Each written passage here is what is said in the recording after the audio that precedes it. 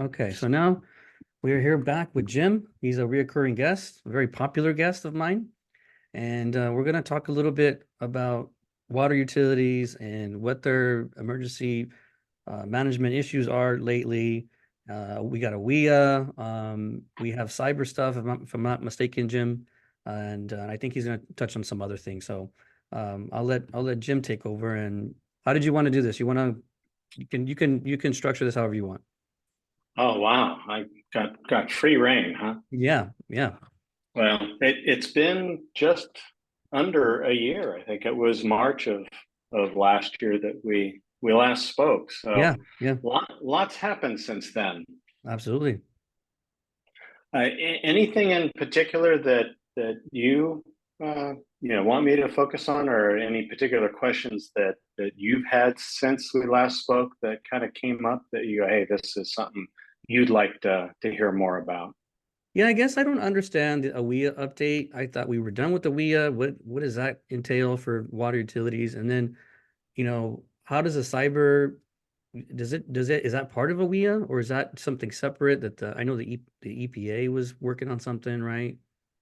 So Yeah, it is. There was just a webinar this morning on the WIA compliance 2.0, if you want to give it a name. Um, they had a very good panel, kind of went through what has to happen to get updated, what the new dates are. It's all on the EPA's website. I can get you the links, and then you can post those in the kind of the summary that you do. right. But it was very good. I'm not sure if they recorded it. If they did, I think utilities would be able to get to it. But cyber is really one of the emerging items. We talked about it last year.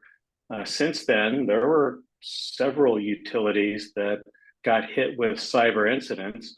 Some of them were just they didn't handle their cybersecurity properly. You buy a PLC and it has a factory password.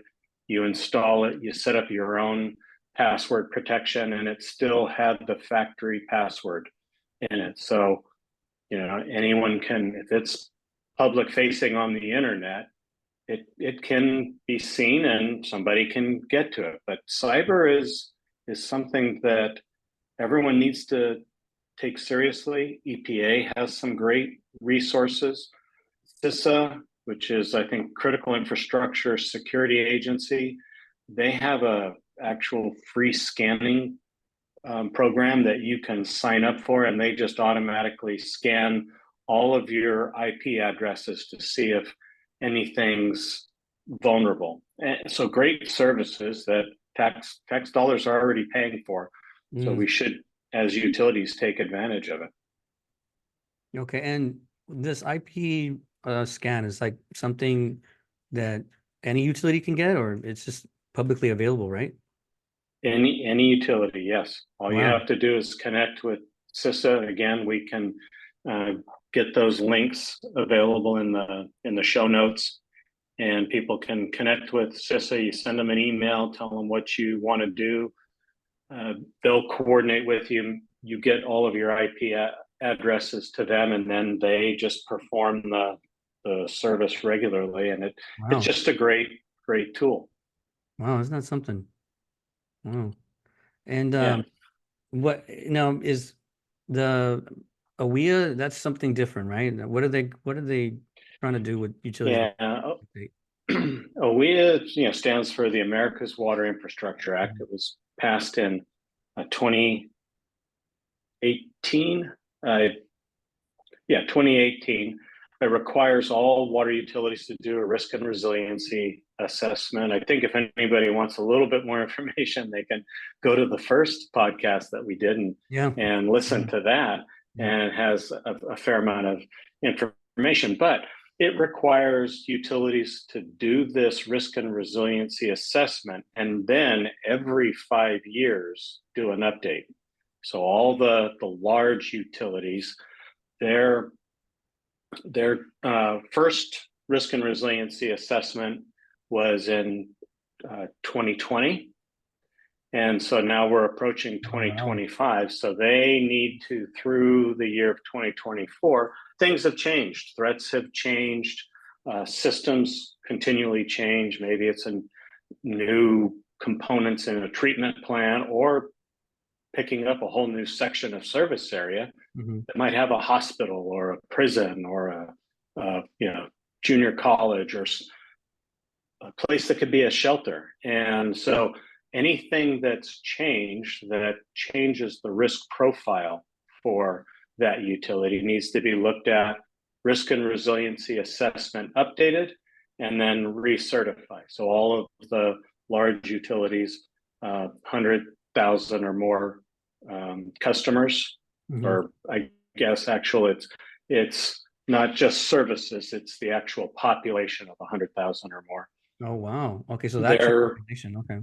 Yeah, population. Their date is March of 2025. So yeah, so they've got little over a year to get their risk and resiliency assessment done, and then they have to update their emergency response plan. So now we've looked at what our risks are and what we need to mitigate and be able to respond to.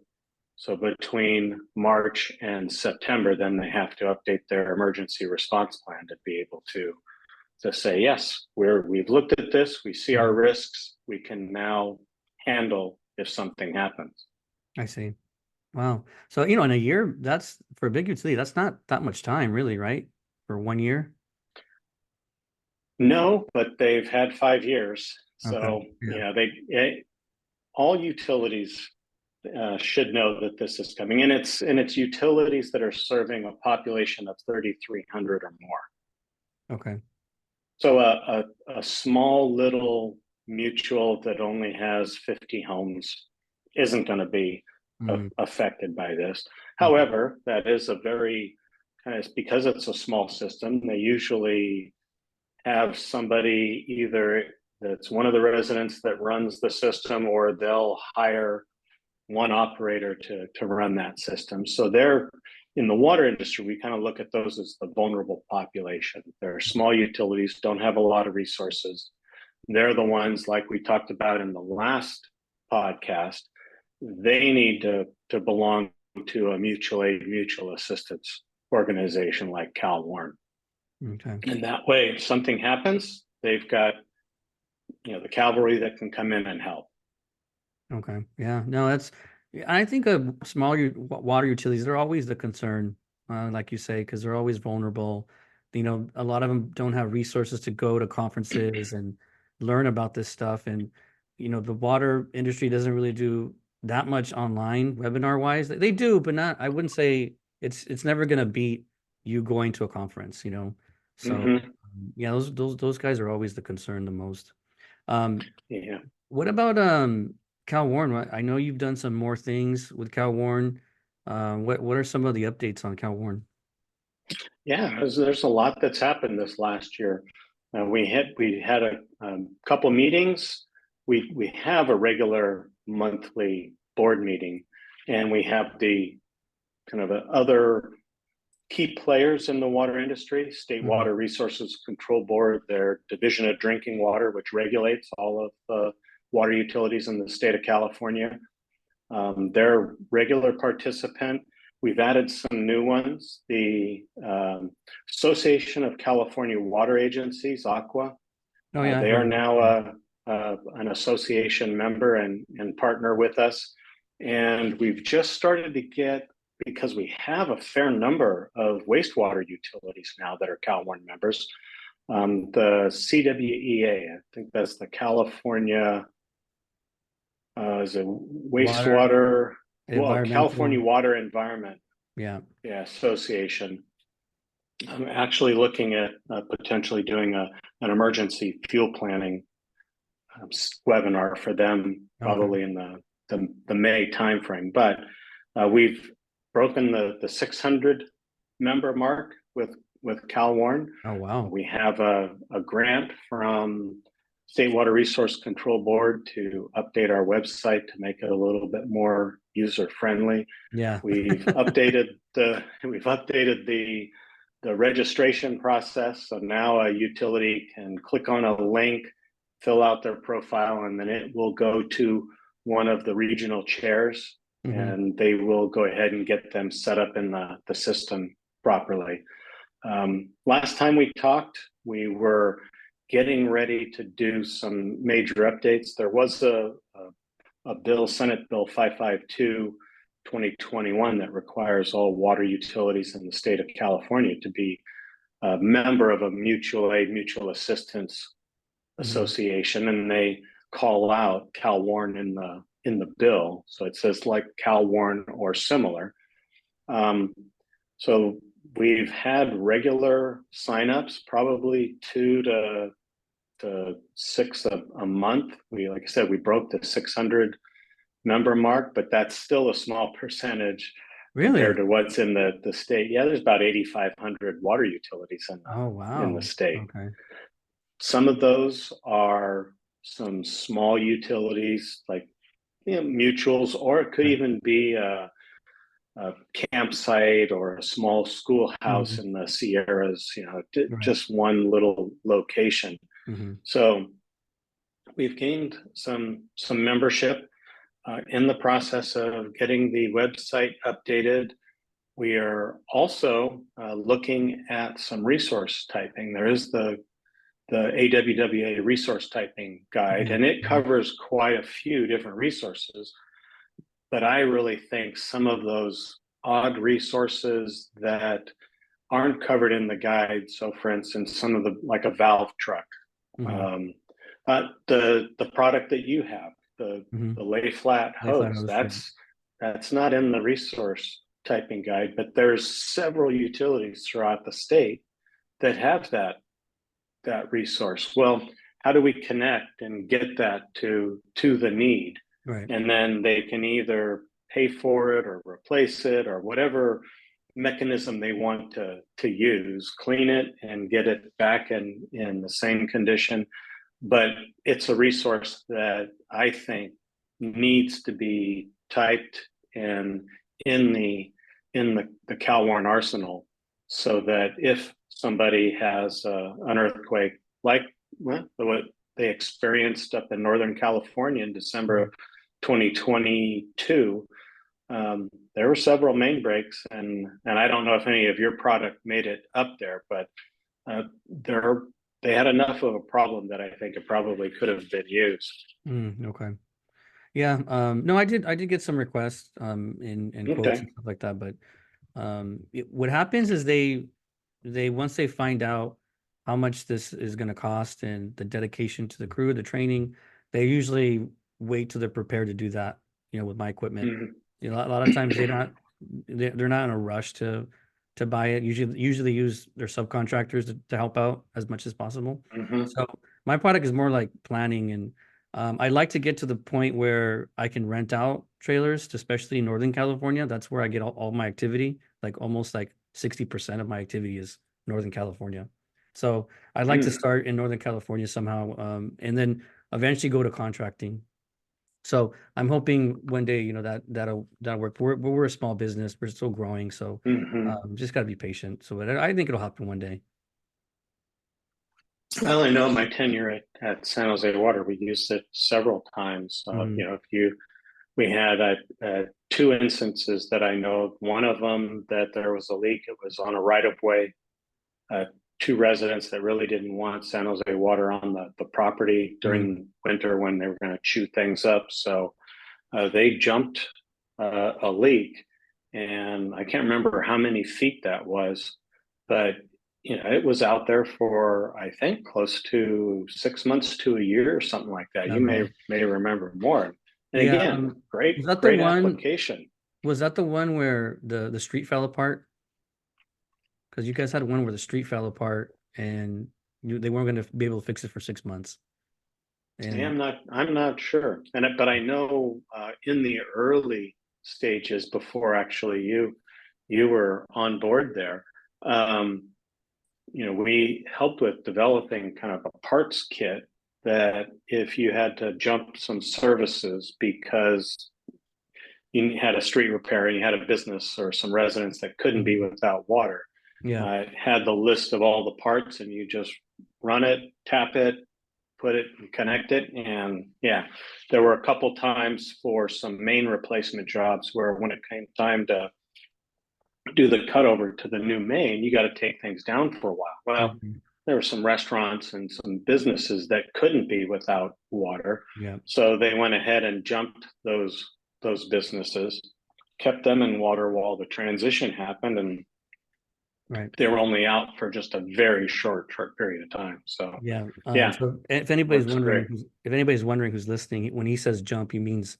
bypass with Layflat hose above the ground. Because sometimes you talk to There people you and they're like, go. "Oh yeah, I jumped this hard pipe." And they're like, "What does that mean?" You know, like they kind of don't get it sometimes. But unless you use the product, you don't know.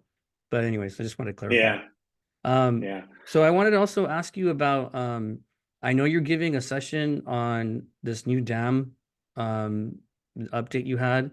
Can you talk a little bit about what that is? You don't have to go into details, but maybe give a summary about what's that about. Yeah, we've done a few flights, both fixed wing and with drones. The fixed wing was just looking at visible differences in the dam. Is there something that you can see that says, "Hey, we've got to check this out"?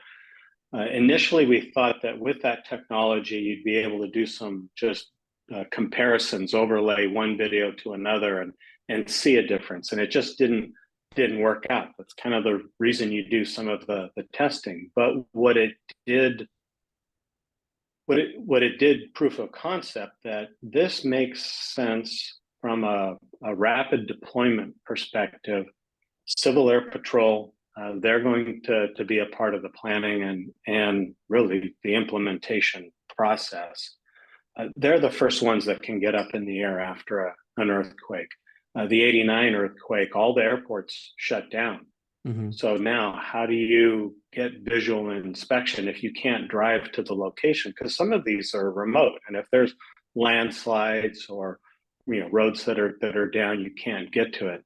Yeah. That event, I think San Jose Water and the Santa Clara Valley Water District, they rented a helicopter, but it took some time to get that and then get approval to get up in the air.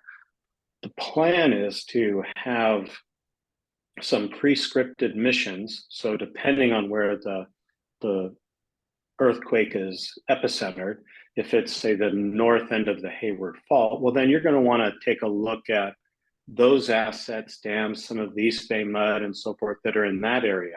If it's say the south end of the San Andreas Fault, well, then Santa Clara Valley Water District, San Jose Water, those assets and dams along that fault area, those would be the first mission. So have the mission preset, the event happens, Civil Air Patrol does their notification, they have the cameras that mount to the wing, they have a route that they fly, they take the images, fly over the water utility emergency operations center, download the images, and then keep on their route. Once the utility has the image, now they can do a quick comparison. And if they see something that doesn't look right, then you go ahead and get the drones out there with the LiDAR that can actually give you, upwards of centimeter, millimeter measurements to see what's changed. But if you look at the dam and you go, yeah, everything's okay, fine. Or if you look at it and you see, man, it looks like there's a big crack in the spillway or part of the dam is sloughed away, then get the next group out there. And again, you have to have mission assignments and be able to get them into the area, but at least you've got some visual to see what's going on. So yeah, there's some good work in that area. And I think that this year we'll probably see some real benefits to getting some of that planning done. That's interesting. That's interesting with the drones. And so a helicopter is not as detailed as a drone could be. Well, you could get a helicopter up there, but Civil Air Patrol, they really, their assets are fixed wing. Oh, okay. So you're gonna. We've just found that it's very difficult to get helicopters with the appropriate approvals to get up after that event. Mm-hmm. They can, but it takes a little bit more planning and approvals than with the Civil Air Patrol, which is a wing of the Air Force. And so they have the ability tied into CalOES, California Office of Emergency Services, that if they know their mission and they have it set, they can immediately get those approvals at that level, get it signed off, and get up in the air. Wow. And you were telling me, I think we were talking on the phone not too long ago, and I think it was you. No, maybe I was talking to another emergency manager like you, a friend of mine. He was saying that Orange County is going to get a new OES like office like for the county. I don't know if you heard about that. Did not hear about that. Yeah, they're you know how LA has one, that big that building that has it's really cool. I don't know if you've ever had a chance to see it. LA's OES building in downtown Los Angeles. I got a chance to see it. I thought it was really cool. So I think they're gonna do that with Orange County because Orange County just had like these different offices and all the big cities kind of had like their own, OES office, but now they're gonna consolidate and I guess gonna get their own for the county of Orange Okay. County. So I'm kind of looking forward to that. See Well, what that looks like. be interested to see when one of your next trips up to the Bay Area. City of San Jose just finished or is in the process of finishing their new EOC. Oh, okay. And I've been in that one and it's pretty impressive. So, you having the ability to see LA's and then San Jose's would be a good kind of comparison to see Yeah. what your thoughts are on how they put things together. EOC, that's what I meant to say. I was saying OES. I got it wrong. EOC, Emergency Operations Yeah, I Center. know. We tend to use those acronyms, but yeah, yeah, no, I'm excited. Just to finish up on CalWarn, there's a few things that we're working on. One, we've been doing some strategic planning, and back in 2010, well, it started in 2009 when we started working on what's called the water sector specific position. It's an actual CalOES position. Mm-hmm. And we call it the water desk. So if within a county there's an event that happens and you need to have somebody that understands water there, there's people that have been trained to actually go to that EOC and be able to coordinate all things water. Now, they may not have the technical expertise themselves, but they've been trained with ICS Incident Command and SIMS, NIMS, the Standardized Emergency Management System, and they can reach back into utilities at the water sector if engineering help is needed. So we put that position together, 2008, 2009 timeframe. We had it set and a draft of it ready.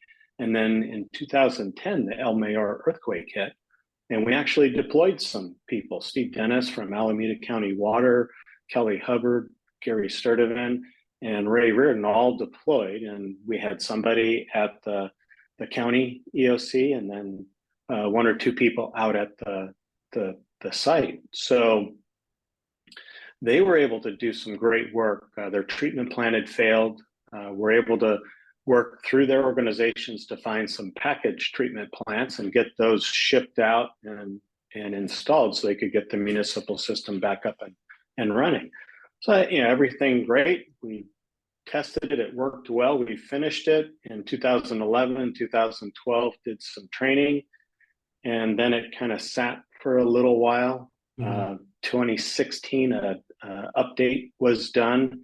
And then if you remember 2017, 18, and 19 were all the big fires throughout the state. Yeah. So a few times people were deployed, but since then, there's been, I think we've talked about it in the past too, kind of that gray wave. There's been a fair number of retirements, me being one of them. And it needs an update. The people that have been trained for it, most have retired, and so we need to update that position, get people trained, and then the plan is to use the CalWarn database to track those individuals and make sure that we've got current contact information to be able to deploy them when needed. But at that same time, the county EOCs need to know that people are trained for the position and how they would activate and use them. So there's a fair amount of work that we're looking at doing in the end of 2024 going into 2025 to actually regenerate that program and get people trained. And so at some point, I'm looking at, this podcast would be a great place to talk about, once that's done, how it's set up and how it will work. Oh, interesting stuff. And how did we got quite a bit of rain in California this season. Did anything I mean, what was your, what did you hear out there about the floods? I mean, was there, I didn't really see too many floods, like problems. Did you? I mean, I think in Northern California it probably had more. Yeah, there were a few, but I think anything that was going to wash into the ocean washed last year.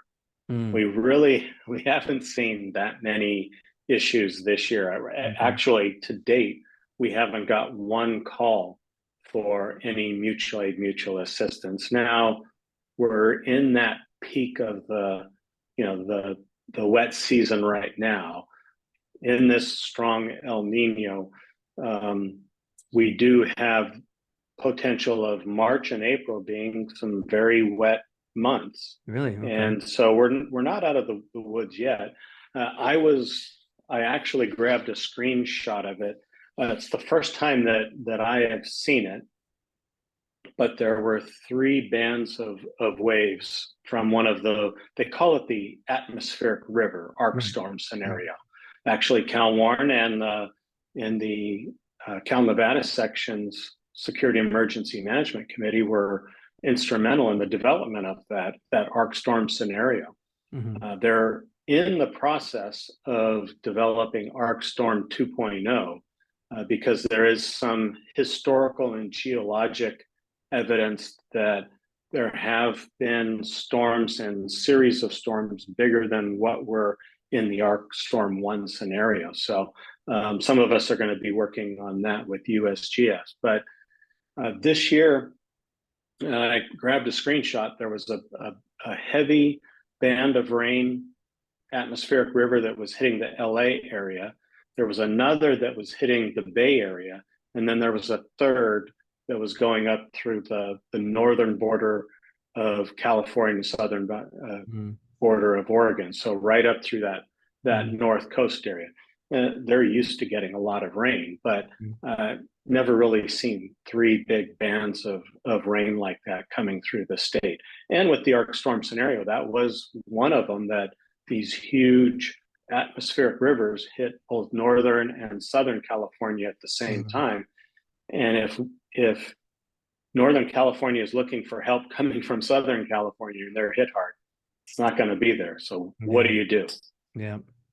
Yeah. We didn't, I mean, it was pretty wet this past couple of weeks, but I try to follow the news on floods, and I didn't really see anything significantly bad. So it seems like people are a little more prepared now, and they know what to expect, Water systems especially, but the king tides with those high surf and battering the coast, a lot of houses and anything that's right along the coastline there got hit pretty hard. Now, small systems in those areas, those houses, or you have some infrastructure wash away there. I think that's an issue. I would venture to say, and I haven't talked to anyone in some of the wastewater areas, but usually along those coastal areas, you might have some lift stations for wastewater that gets lifted to the treatment location. So I'm not sure how they were affected, but But yeah, I think everybody, because it was last year was hit so hard and people took this year serious and prepared in advance. The utilities did and have done pretty good so far. Yeah, and I think everybody has this on their mind more. You know, before it was kind of, it didn't seem like it was very important to people. But now Hmm. flood is way more important than I've ever seen. I mean, I've only been business 15 years. You've been double, almost double than me. And I remember when I first started, floods it wasn't even an issue. It wasn't even like they were concerned about it. So definitely changing a lot in that. Any update on wildfires and how are we? Because we didn't have very much. We didn't have. Did we have any in California? We've had a few small ones. Last year, I know in Southern California, Riverside area had Okay, I did a see few that. Okay. thousand acres. Mm-hmm. Um, right now, I think we're gearing up, depending on weather, for a 26, 27 is when we really have to keep an eye out. This year's going to be so wet. Mm-hmm. It's looking like we're going to have a pretty good snowpack Mm-hmm. between. I mean, there were some areas in the Sierras that the snow didn't even melt last year. So Oh, wow. um, there's there's a good snowpack. It looks like we're going to have a good snowpack. We've got a lot of rain. Well, we get some nice warm spring. That's just going to grow more of that vegetation. Mm-hmm. Um, so I think this year, if things hold true and we keep this wet cycle going, and say it goes into the April May timeframe, uh, unless we have just a very hot summer, Mm-hmm. I don't think we'll see much. But that's what's nice about what the National Weather Service does. When I was at San Jose Water, every spring we'd have them come in and do a report on, all right, what's the forecast look like for summer and hot and dry weather. And then Santa Clara Valley Water District, or Valley Water as they're known now, they would do a winter storm report. So they were saying this year, yeah, it's going to be a pretty strong, one of the strongest El Ninos that they've seen. So they're Mm-hmm. expecting atmospheric rivers, and we've had several of those.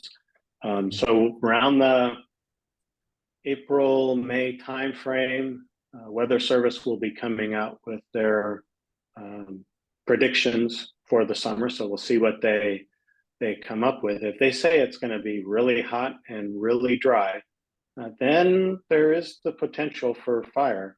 But if they say it's going to be a cool one, well, then that just means there's going to be more growth with vegetation, and that's Mm-hmm. just fuel for some time down the road. Okay.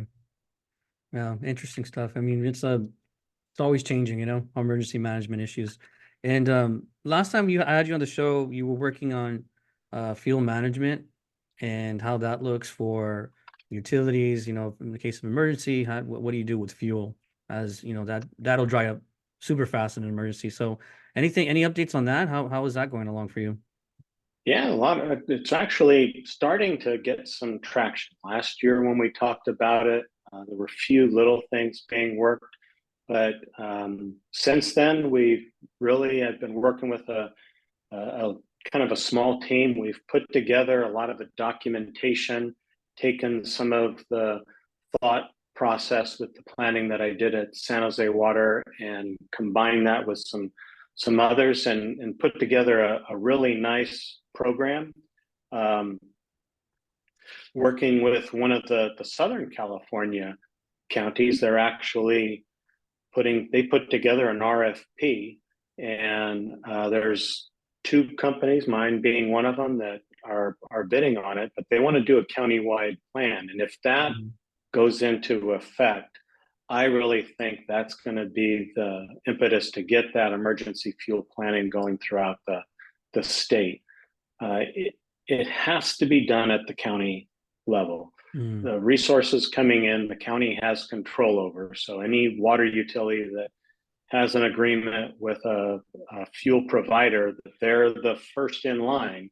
As okay. soon as that shiny truck hits the county border, the county's going to send it wherever they think the need is. So having planning at the county level and them understanding the importance of water. And there's a few Southern California counties that get it. You can go summertime, you can go, especially along the coast and maybe not too far inland, you can go days and days without power and telecommunication. Wow. 3 days to a week without water, and it's not good. Yeah. So doing this planning at the county level, I think, is where it needs to be. And if they do it, it's going to be the first, and then the others can kind of template off of that. Can be a great thing for the state's resiliency as it pertains to emergency fuel. So as that moves forward, we'll keep you posted. Okay. And if that all falls into place and it happens, again, that would be a really good session to do on your podcast. Yeah, I would love to hear more. I'm sure everybody would like to hear more about that. Now that we're kind of in that, talking about fuel, talking about energy, I don't know if you touched on this before or if you know much about the California Fleets Act, where, all cars are expected to be somewhat, or a percentage need to be electric now. We had a small discussion about that on my committee. And water utilities are kind of scared. They're just think it's I don't know if you saw the plan. It's pretty aggressive. I mean, I think they want, yes. What is it, like 40% to be electric by 2028 or 20, something like that, right? I'm not sure what that is. Yeah.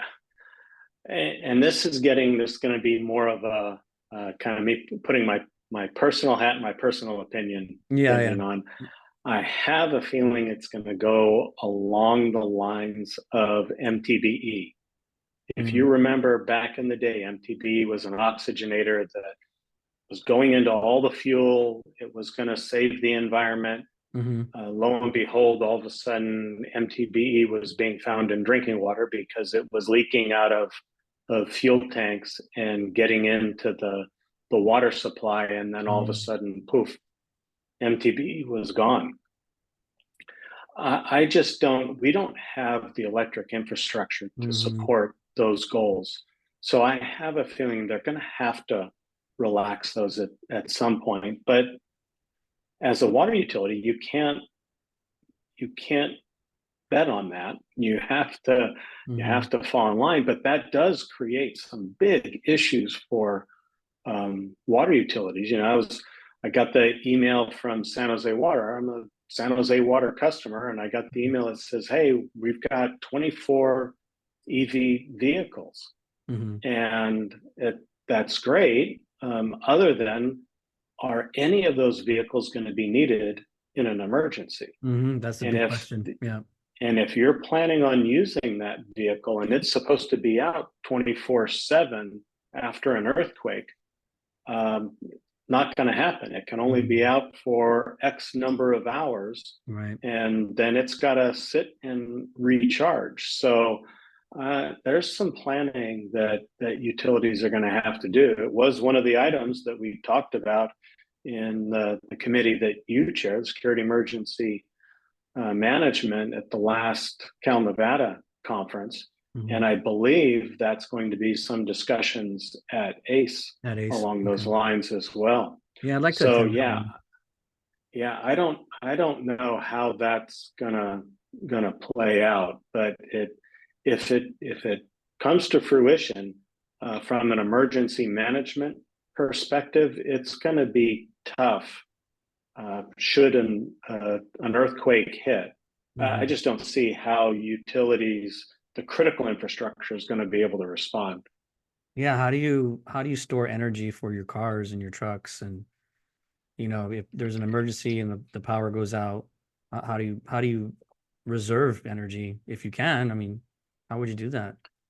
Yeah, I mean, if the battery technology was such that you could be charging batteries while some are deployed in vehicles and being used, okay, I could see where, and again, we're okay because we've got a fair amount of solar, a lot of sunlight up north of us, you get up into Oregon and Yeah. especially Washington, Hmm. where your daylight hours in the winter are maybe 6 to 8 hours of daylight.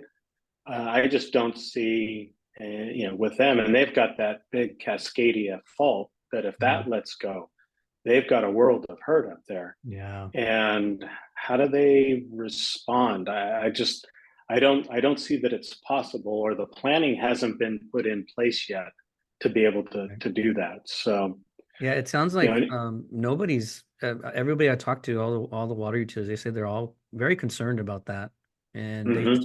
they don't see how an emergency plan is going to work for that. Yeah, and I mean, we'll get off that subject in a second here, but Mhm. there's a few kind of legislative issues that hit. The Senate Bill 552, which requires all water utilities to belong to a mutual aid, mutual assistance organization. Uh, to me, that's a good thing. Mhm. Um, get the utilities connected, and there's no onus on a utility from a capital perspective. Mhm. If they're smart, they will plan, but Darwin has a theory about that. So Yeah. it's up to them to really take the lead. But Mhm. I believe it was last year. Actually, I think it went into effect October of 2023. You have the Senate Bill 553, and that requires it has to do with occupational safety and workplace violence.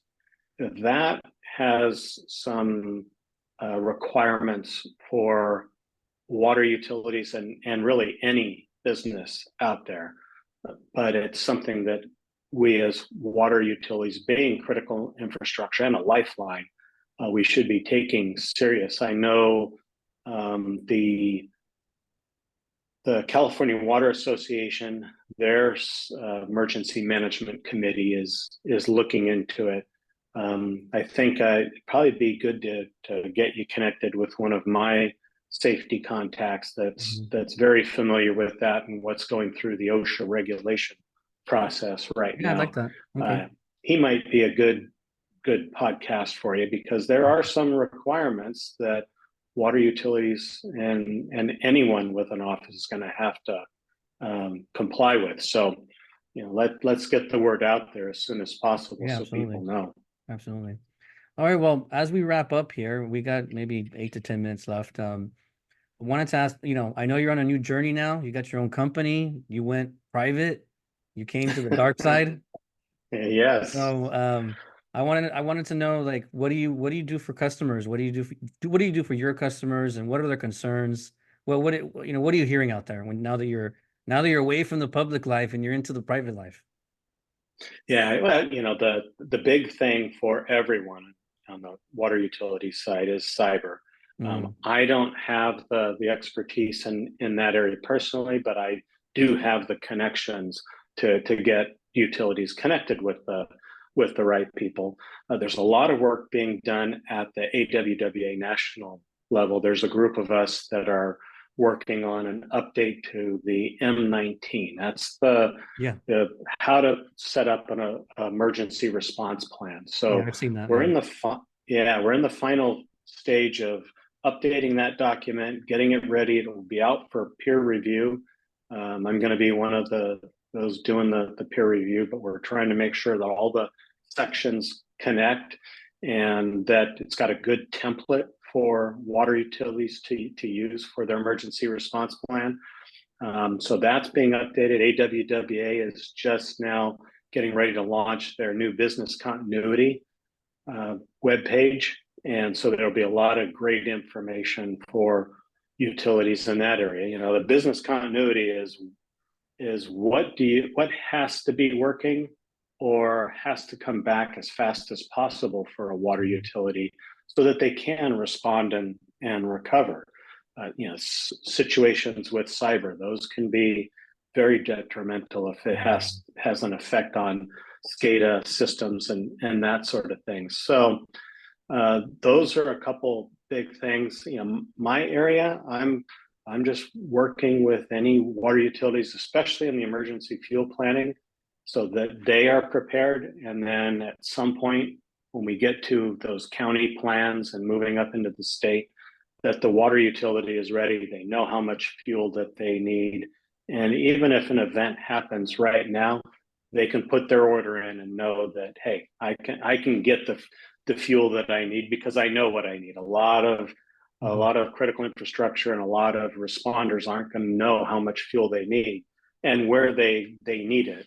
So that's why planning at that utility level is really important. Another area that I've been working on and really looking to kind of move more in that area is emergency potable water supply. When I was at San Jose Water, we worked with Darley International. They're heavy in the fire service area. Yeah, with but Keith? yeah, yeah, Keith, and Kevin, I'm sorry, Kevin Stoffen, Sofin, yeah. and and we put with them. They helped us design a table that can go up in 10 minutes. Mm-hmm. And now with a few modifications, we set it up so that it can go up in 10 minutes with no tools needed. So just nuts, bolts and wing nuts, put it together. If you've got a good potable source, whether that's a potable water trucking it in, or a well that's in good shape, or connected to a treatment plant, you can bag the water and send it out to the public. Yeah, I saw it. The nice thing about it is the bags are reusable. So now instead of bottled water coming in, where all those bottles are going to be thrown into landfill or recycling, they just bring it back to the location, fill it again, and away they go. So I think there's a definite need for it. And I think with the right support from one of the counties, and I've got a couple of them that I'm looking at, mainly in the Southern California area. If the program gets going, that could be a great benefit, especially if we have a decent sized earthquake. One of our analysis after Katrina was for the Bay Area, Northern California.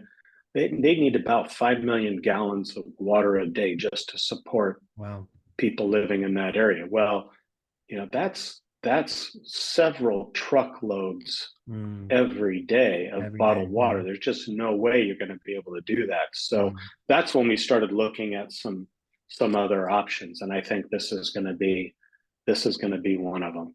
Wow, interesting.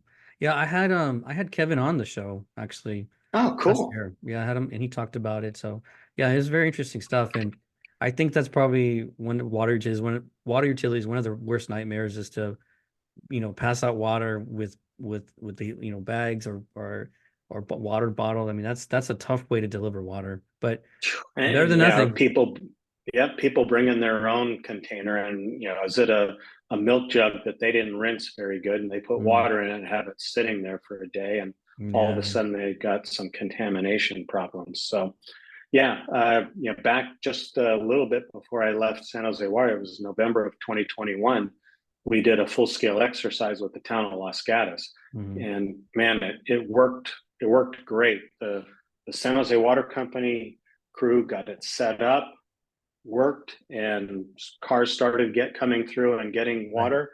And then halfway through the exercise, they let a CERT team take over, and the CERT team, they showed them within 5-10 minutes how to use the table, fill the containers, and pass them out. And then they stepped away. And so I think it's a great program, hoping that Kevin and I can really get that moving forward going into 2024, 25, really. Okay, great. All right, Jim. Well, I'm gonna let you go. I really appreciate your time, and I always appreciate you coming on my show. Like I said, you're one of my more popular guests, so you're like a star in my little world. Well, yeah. Don't feed my ego too much. Come on, there you go. Keep me humble. Come on, Isaac. All right. And yes, we'll connect after, get you some links that you can put in the show notes, but I'd like to get you connected to a few others, like we did last time with Kevin, get you some other guests that you can put on your show that definitely much more knowledgeable than me. And tell people how to reach you if they were interested in your services. Sure. Just email me at jim.wollbrinck. It's WOLLB as in Bob, RINCK at metasysllc.com. That's METISISLLC.com.